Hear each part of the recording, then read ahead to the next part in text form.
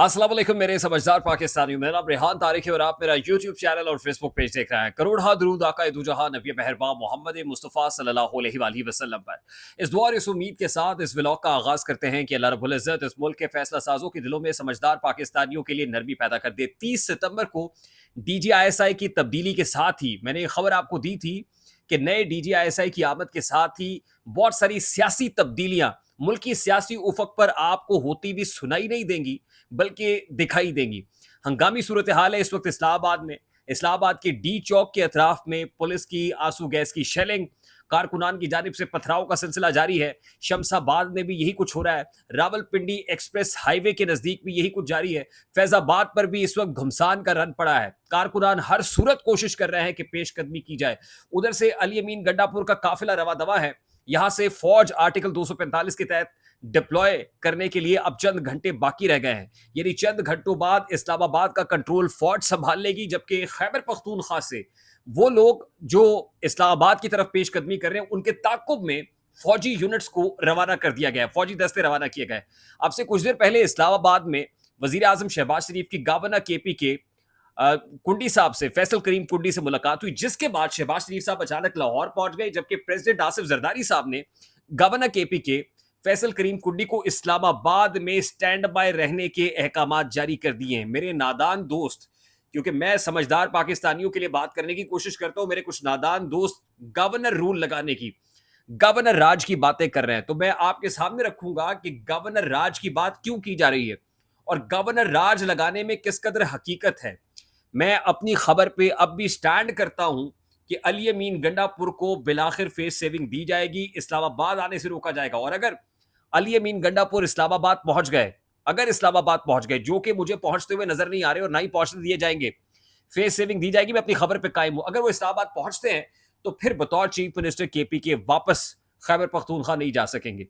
अच्छा, मैं जो सियासी नक्शा है बड़ा आसान करके आपके सामने खोल के वाजे कर देता हूं। देखिए, इस वक्त जो पश्तून ब्लड है, जो पश्तून भाई हैं, वो सड़कों पे के ऊपर है। जो यंग ब्लड है वो इस वक्त सड़क पे है। और दूसरी तरफ लाहौर की जो क़यादत है, पंजाब की जो क़यादत है, वो गायब दिखाई देती है।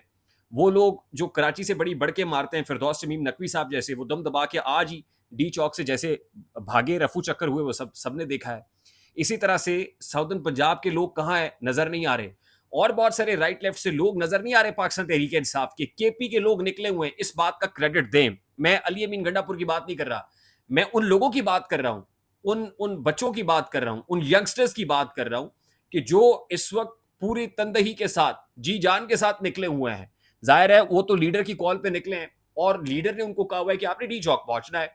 अब डी चौक पहुंच पाएंगे या नहीं पहुंच पाएंगे, ये अभी मैं क्लियर किए देता हूं। सबसे पहले मैं आपको ये बता दूं कि जो गवर्नर रूल की बड़ा उछल कूद कर रहे हैं, एडिया उठा उठा के बातें कर रहे हैं, तो हुजूर बात यह है कि गवर्नर रूल की जो प्रोविजंस है ना हमारे कॉन्स्टिट्यूशन के अंदर, आर्टिकल 232 से लेके 237 तक, आप दस्तूर पाकिस्तान की किताब निकाल के देख लें, ये वो प्रोविजंस हैं जो इमरजेंसी की या गवर्नर राज की बात करते हैं। टू बी प्रिसाइज, देखिए गवर्नर राज होता क्या है। Article 234 is all about governor rule. अगर आप गवर्नर रूल की बात करें तो अगर सूबे में कोई ऐसी हंगामी सूरत हाल है, कोई नक्शे अमन का खतरा है, कोई ऐसी सूरत है कि सूबा उसको कंट्रोल नहीं कर पा रहा, यानी जो सूबे की एग्जीक्यूटिव है या हुकूमत है उसके बस से हालात बाहर हो गए, तो दो सूरतें हो सकती हैं।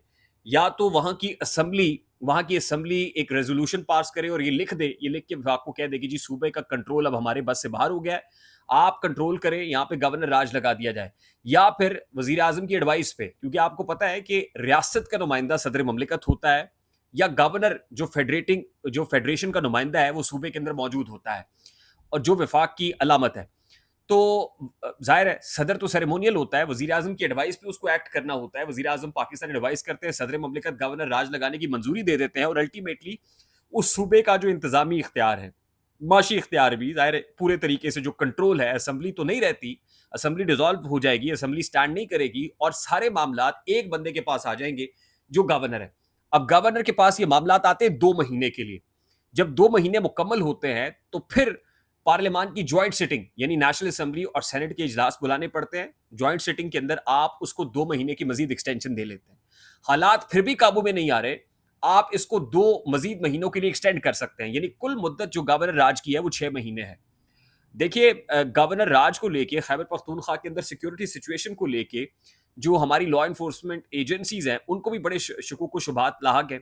चीफ मिनिस्टर केपीके के कंडक्ट को लेके मौलाना फजल रहमान साहब ने 2 रोज पहले जो बात की और उसको गैर संजीदा कहा और कहा जी कि चीफ मिनिस्टर केपीके जो कहते हैं मैं उसको संजीदा लेता ही नहीं हूँ। लगता तो ये है कि कंसेंसस तो है कहीं ना कहीं पॉलिटिकल स्टेक होल्डर्स का, और जाहिर है मौलाना की तो सियासत केपी के गिर्द घूमती है और चीफ मिनिस्टर तो पर्टिकुलरली उनकी कॉन्स्टिट्यूंसी से कंटेस्ट भी करते हैं गड्डापुर साहब, तो वो उनको एक आंख नहीं भाते हैं। मैंने आपसे ये कहा था कि अली अमीन गंडापुर साहब इस्लामाबाद नहीं पहुंच सकेंगे, मोटरवे पे हो सकता है रात उनका पड़ाव हो, वो रात कयाम करें। इन द मीन वाइल वो फौजी दस्ते जो रवाना हुए हैं पेशावर से, वो वो जाहिर है इस काफिले तक पहुंचे, इसके पीछे ताकुब करते करते इस काफिले को पीछे से घेर ले और आगे जो वक्त है वो नेक्स्ट जाहिर है 12 बजे के बाद 15 तारीख तो हो जाएगी, फौज ने टेक ओवर कर लेना है, तो 245 के तहत फौज आ जाएगी। आगे भी फौज है, पीछे भी फौज है, आगे खड्डा पीछे खाई। और उसके बाद ये बताया जाए कि गड्डापुर साहब अब हमने जो ट्रैप लगाया था आप उस ट्रैप में आ गए, लो आप अपने दाम में सयाद आ गया तो पाइन गल आए कि आप अगर आगे जाना चाहते हैं तो आइए, हम खड़े हुए हैं, पीछे जाना चाहते हैं तो हम पीछे से फौज हटा लेंगे, लेकिन अगर आपने आगे आना है और इस्लामाबाद में पहुंचना है तो फिर आप आइए, शौक पूरा कर लें, वो तो हम देख लेंगे, लेकिन आप वापस बतौर चीफ मिनिस्टर नहीं जा सकेंगे। अब यहां से शुरू होगा बार्गेन, यहां से पॉलिटिकल बार्गेन शुरू होगा। अच्छा, यहीं पे कहीं ना कहीं फेस सेविंग या एग्जिट मौजूद है और फिर अल्टीमेटली पाकिस्तान तहरीक इंसाफ की लीडरशिप ये कह पाएगी या अली अमीन गंडापुर साहब जब पहुंचेंगे तो बताया जाएगा कि देखिए जी यहाँ पे तो हमारी हुकूमत को बिल्डोज करने की भरपूर तैयारियां हुई हुई थी और इन्होंने तो गवर्नर राज लगाने की तैयारी कर रखी थी, सूबे को टेक ओवर। देखिए ये गवर्नर राज लगाना ना कोई खाला जी का वाड़ा, मैं सॉरी मैं उर्फे आम में ये कह रहा हूँ कि ये इतना कोई आसान काम नहीं है कि जिसका दिल करे मुंह उठा के गवर्नर राज लगा दे। ये गवर्नर राज कुछ लो और कुछ दो के लिए बार्गेन की पोजीशन में आने के लिए तो मैं समझता हूं कि ये बिल्कुल खबर उड़ाइए, ये कहिए, थ्रेट भी कीजिए, पूरे पाकिस्तान को बताइए कि केपी में गवर्नर राज लगने लगा है, लेकिन गवर्नर राज लगाना ये at this point in time stands impractical.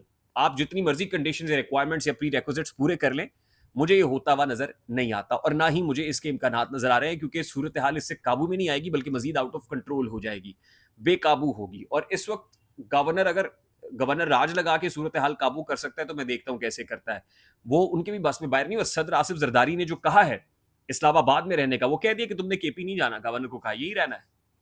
और ये इस सारे मामले को मैं रूल आउट कर रहा हूँ, ठीक है। मेरा इसके ऊपर आप इसको एनालिसिस समझ लीजिए, मेरी पहली खबर का तसलसल कह लीजिए, मैं I stand on my news, ठीक है। तो अब प्रॉब्लम ये है कि इस वक्त जो है वो दोनों तरफ से एक ऐसी फजा पैदा करके, अब जाहिर है जब लीडरशिप कॉल देती है, एक पॉलिटिकल पार्टी है, उसको भी एक एक्सट्रीम पोजीशन पे जाके कुछ ऐसा दिखाना है, सच्ची दिखा के कभी मारनी है कि जहां से आसानी से कम वो बच्चे जो बड़े जोश और जज्बे के साथ निकले हुए उनको भी अंदाजा हो जाए और जो करने वाले हैं जाहिर है वो उनका भी रांझा राजी हो जाए।